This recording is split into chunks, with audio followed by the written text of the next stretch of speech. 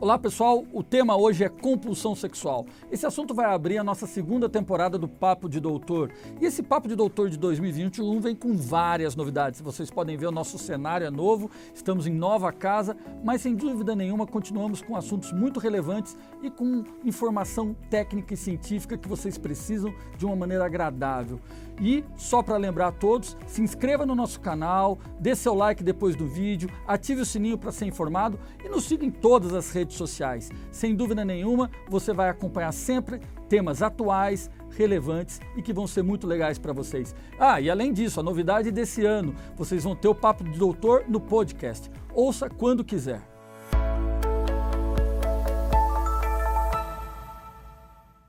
Bom, pessoal, estamos aqui agora começando a nossa série Papo de Doutor 2021 e não poderíamos começar de uma maneira melhor. Hoje teremos aqui um papo sobre compulsão sexual com a doutora Carmita Ábido. Doutora Carmita Ábido é psiquiatra, professora da Faculdade de Medicina da Universidade de São Paulo, a Faculdade de Medicina da USP, coordenadora do Programa de Estudos em Sexualidade, o ProSex, do Instituto de Psiquiatria do Hospital das Clínicas da Faculdade de Medicina da USP, foi presidente da Associação Brasileira de Psiquiatria no triênio 2017-2019 e é presidente da Associação Brasileira de Estudos em Medicina e Saúde Sexual. Doutora Carmita, para começar assim em grande estilo nosso ano 2021 do Papo de Doutor, é um prazer ter aqui. Muito obrigado pela sua presença. Eu é que agradeço, doutor. Muito obrigada pelo convite. Agradeço também a Apsen por essa oportunidade de estar de novo falando com o pessoal que está aí nos vendo e nos ouvindo. Muito obrigada.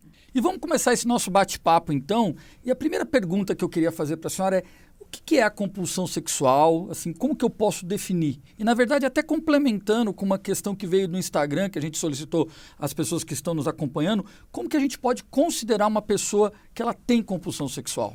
Então, a compulsão sexual tem uma série de denominações, né?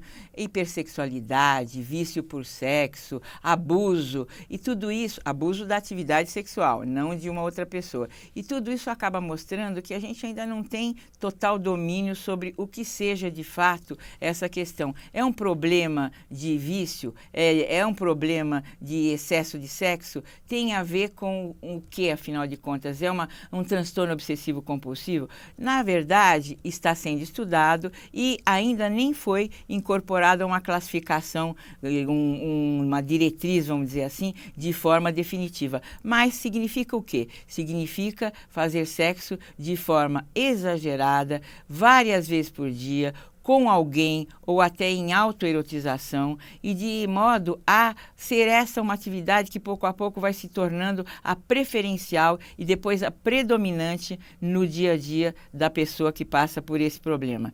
De tal forma que ela vai deixando pouco a pouco de trabalhar, de se alimentar, de dormir as horas necessárias, de se concentrar em qualquer outra atividade e até o relacionamento interpessoal fica prejudicado, porque ela procura alguém, mas com o intuito único, exclusivo, de baixar uma ansiedade imensa que ela tem, uma premência do exercício da atividade sexual, que só se esvai, só diminui na medida em que ela, de fato, pratica o ato mais uma vez. Acabou de praticar, minutos ou, no máximo, horas depois, ela necessita novamente iniciar uma nova atividade. Então, se eu entendi, na verdade, a gente acaba definindo quando tem um prejuízo na dinâmica diária da pessoa. Seria isso? Exatamente. Consideramos alguém como compulsivo sexual quando o seu dia a dia, o seu cotidiano está impactado, prejudicado pelo excesso de atividade sexual. E vale também, assim, reforçar que, pelo que a senhora falou, pode ser a pessoa com outra pessoa ou uma referência com si próprio, é isso? Exatamente, ou vai buscar alguém e essa busca por vezes é extenuante, né? Porque nem sempre tem uma parceria à disposição, tem que seduzir, tem que conquistar, ou às vezes pagar pelo sexo e tudo isso consome a pessoa que tem esse problema. E, às vezes, ela opta por masturbações sucessivas, autoerotização, portanto, que é mais prático, vamos dizer assim, e que é, de alguma forma, menos cansativo no quesito busca, no quesito ter alguém tão interessado quanto. É difícil, né? Um compulsivo encontrar um outro tão compulsivo quanto e tão disponível quando necessário. Ótimo. E quando a gente está falando, então, né, de um compulsivo encontrar com outro, a minha questão é, tem diferença em relação ao gênero? A gente pode diferenciar isso?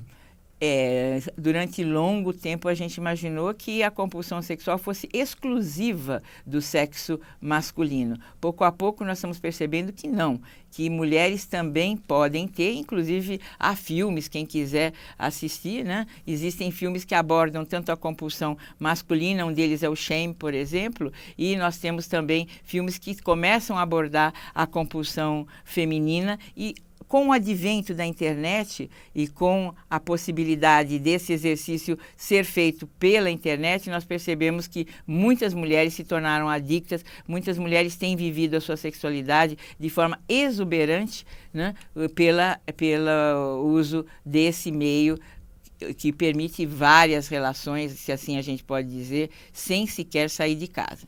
Então aí eu já complemento até com uma pergunta, né, que é exatamente isso. Então essa compulsão por pornografia no ambiente digital, sites de sexo, eu também posso considerar compulsão sexual? Pode, e na pandemia se tornou uma das formas mais utilizadas, porque a pessoa não pode sair de casa, ela está confinada, ela não tem uma parceria à disposição e o uso da pornografia e dos sites eróticos aumentou de forma avassaladora desde o início de 2020. E muitos já vêm ao consultório, já buscam ajuda no sentido de se tornarem livres dessa, porque estão reféns dessa situação. É um instrumento à mão, portanto, bastante acessível, barato, com a privacidade fácil de se conseguir, e aí a pessoa passa horas e horas e horas em sucessivas atividades sexuais. Assim que termina uma, passa um tempo, está logo à mão, vou começar uma próxima, e quando se dá conta, está emagrecido, doente, sua imunidade caiu porque esse exercício extenua tanto homens quanto mulheres, e não se cuida e perdeu o emprego. Todas essas mazelas passam a acontecer no simples fato de estar utilizando em excesso a pornografia, mesmo dentro da sua casa. Sim, é como a senhora falou no início, né? Tem uma alteração da rotina diária, né, da vida. Então, sem dúvida nenhuma, eu tenho certeza que todo mundo que está acompanhando aqui está conseguindo compreender bem o alcance da compulsão sexual no dia a dia da pessoa. E, inclusive, o uso da internet pode ser o início para marcar encontros e para ter, então, uma atividade presencial. E se a gente pode pensar em algum benefício que essa compulsão por pornografia possa ter trazido, é não ter agregado ao relacionamento a possibilidade de infecções sexualmente transmissíveis. Esse seria o único ponto positivo que nós poderíamos estar assinalando. Mas, em contrapartida, o volume de atos sexuais pode ser muito maior, o que pode extenuar e levar a doenças por conta dessa queda do sistema imunológico. Ótimo. E já que a gente está falando um pouquinho de doenças, então, doutora Carmita, eu queria saber, assim, em relação aos transtornos psiquiátricos, quais são os que estão mais relacionados à compulsão sexual? A compulsão está muito ligada, muitas vezes, a outros transtornos do mesmo tipo, repetitivos. Ou seja, o transtorno obsessivo-compulsivo, muitas vezes, é a base desse problema. Então, uma pessoa que precisa trancar várias vezes a porta, se certificar se trancou mesmo, ou ela tem um ritual para vestir a roupa, se não faz exatamente naquela sequência que ela necessita fazer, ela tem que se despir novamente e começar tudo outra vez. Essas pessoas tendem muitas vezes, não necessariamente todas as vezes, a terem um comportamento compulsivo sexual. Existe essa associação. Assim também pessoas muito ansiosas podem desenvolver com o tempo esse tipo de comportamento. Também pessoas que têm algum déficit de inteligência, que têm muita dificuldade para encontrar parceiros, começam essa atividade via internet e depois, pelo prazer que essa atividade traz, com baixo custo e com facilidade e privacidade, acabam se tornando tornando reféns, porque não tem outra alternativa tão satisfatória e um entretenimento tão fácil. Então, todas essas que eu elenquei, e também quadros de psicose, que às vezes a pessoa fica refém desse comportamento, mas aí por uma ideia que a aprisiona e que a obriga a fazer sexo repetidas vezes por alguma razão que tem a ver muito mais com um caso grave, com uma fuga da realidade. Muito bom. Então, na verdade, já que a gente está falando assim dessa dependência que acaba acontecendo, essa compulsão que é repetitiva, muitas vezes você está vivenciando isso no seu dia a dia, né, com o seu parceiro. Então, como que uma pessoa pode lidar com a compulsão sexual do seu parceiro, né? E pensando até como uma pergunta que veio do Instagram para nós, assim, o apoio psicológico para esse casal é importante? Como que a gente pode lidar com isso? Fundamental, doutor. O que eu tenho observado muito em consultório é o casal vindo buscar ajuda, porque muitas vezes, vamos imaginar um casal heterossexual, a moça acha que ele tem uma disfunção erétil, porque todas as vezes que eles vão tentar um relacionamento, ele falha. Na verdade, ele já teve tantas atividades sexuais naquele dia por internet, usando a pornografia, e aquilo se tornou tão habitual que ele já não consegue mais ter um relacionamento presencial, por exemplo. E ela não sabe, na forma dela entender, ele tem uma falha de ereção e sozinho depois ele me conta, não é isso, doutora, eu me viciei na internet, eu pratico sexo muito e eu não tenho disposição para esse aporte que tem que ter num relacionamento a dois, até acariciá-la, seduzi-la, prepará-la. Eu prefiro fazer sexo que é muito mais prático, rápido e funcional para mim pela internet. Mas eu tenho uma namorada, eu gosto dela, eu quero me entender com ela e eu quero ter uma família. Então eu preciso sair dessa situação.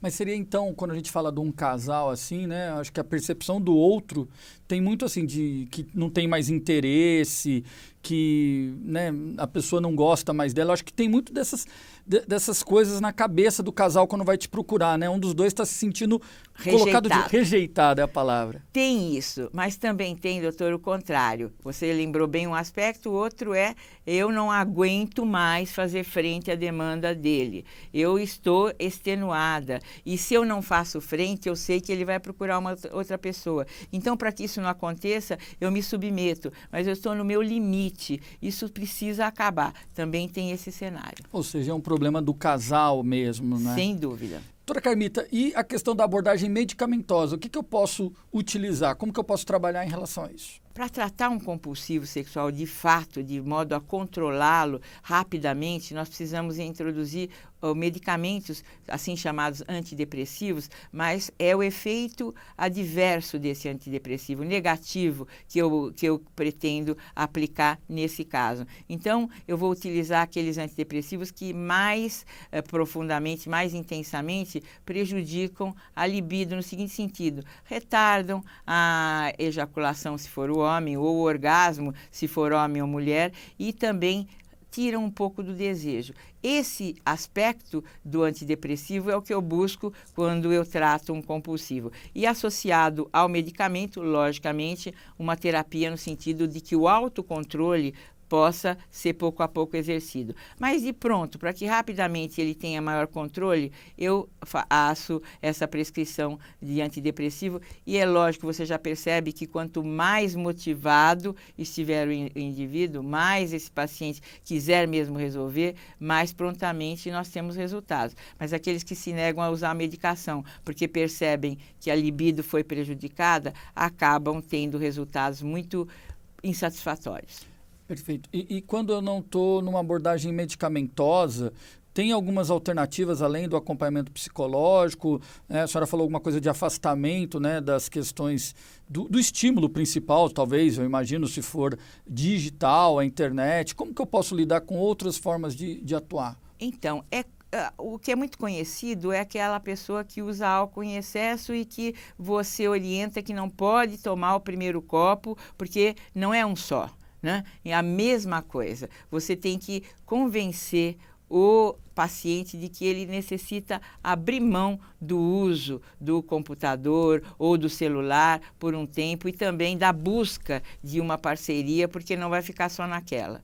Ele teria, então, condições de fazer isso sem uma medicação? Talvez ele não tenha. E aí é que ele aceita o medicamento para que ele possa ter uma ajuda no sentido de se privar desse estímulo. Então, uma vez ele tendo essa disposição de se privar desse estímulo, porque ele foi realmente orientado e aceitou, aí nós vamos começar a trabalhá-lo numa terapia. Outra coisa que ajuda muito, mas aí temos um risco, porque às vezes ele tem uma compulsão por sexo e você solicita que ele vai fazer mais exercícios, vai buscar outras alternativas onde colocar a sua energia e às vezes a gente acaba percebendo que ele também se torna exagerado na prática de exercícios. Então, nós temos que abrir um leque e verificar, perguntar da vida toda dele para saber se ele também não é compulsivo em outras atividades, como beber também, comer em excesso também, jogos também muitas vezes estão associados, ainda complementando aquela tua pergunta, que outras práticas ou que outras questões de alteração do psiquismo possam estar associadas. Exatamente, beber em excesso, comer em excesso, também jogar sem ter limite e práticas de exercício também exageradas. Então, por tudo isso, eu imagino que seja extremamente importante a gente ter uma avaliação de um profissional de maneira adequada, porque a gente precisa ver as outras comorbidades, outros transtornos psiquiátricos que podem estar envolvidos, não é isso? E ter um acompanhamento da melhor forma possível para poder fazer uma avaliação adequada, não é? Eu acho que isso é o principal, não é? Sem dúvida, e o quanto antes esse atendimento for feito, mais cedo essa pessoa vai estar livre dessa situação. Porque vão se criando manias, hábitos, né? Pouco a pouco você vai percebendo que eles escondem até de si próprios esse exagero e vão fazer uso exagerado mais intensamente nas madrugadas e aí não dormem. Então, veja, o quanto antes a gente puder evitar chegar nesse ponto de total alienação, porque não consegue parar, não é que ele não sabe, ele tem consciência do seu exagero, só que ele não tem controle sobre ele. Então, quanto antes a gente puder atender e puder orientar, com certeza melhor será o resultado. Muito bom. Bom, agradeço imensamente já a senhora, foi um papo delicioso e queria ouvir as suas considerações finais para o nosso público aí, para que todo mundo tenha em mente que é um transtorno importante e como que a gente pode lidar, por favor. Eu é que agradeço a você, doutor Lino, e agradeço também a Apsen pelo convite e gostaria de lembrar a todos que estão nos vendo e nos ouvindo a importância, se você é parceiro, parceira de alguém que está vivendo essa situação, fica alerta, porque é muito mais útil você se inteirar da situação, não considerar isso como uma falta de caráter ou como uma rejeição à sua pessoa, mas como uma questão de saúde que precisa ser resolvida. E agora, em época de pandemia, nós temos observado uma muito maior proporção de pessoas que estão vivendo, ou aproveitando o seu tempo vago, aproveitando a sua liberdade para fazer esse uso exagerado da pornografia e dos sites eróticos e, com isso, se viciando. Não é todo mundo que usa que vai se viciar. Há que se ter uma predisposição para tal, mas quem tem a predisposição está vivendo um momento ímpar para estar se acostumando com uma situação que de nada tem benéfico para a sua vida, para a sua saúde e para o seu relacionamento. Eu desejo muita saúde a todos e que continuem se cuidando. E muito obrigada pela atenção de vocês. Doutora Carmita, muito obrigado, sem dúvida nenhuma, a gente começou 2021 em alto estilo. Então, pessoal, agradeço a participação de todos no Papo de Doutor. Esse é o primeiro episódio da nossa série Papo de Doutor 2021. Peço a todos que continuem nos acompanhando na rede social, se inscreva, ative o sininho, fique ligado. Nós vamos ter uma série de entrevistas que com certeza vai atender muito às necessidades de todos no dia a dia, com mais conhecimento e mais informação. Muito obrigado a todos.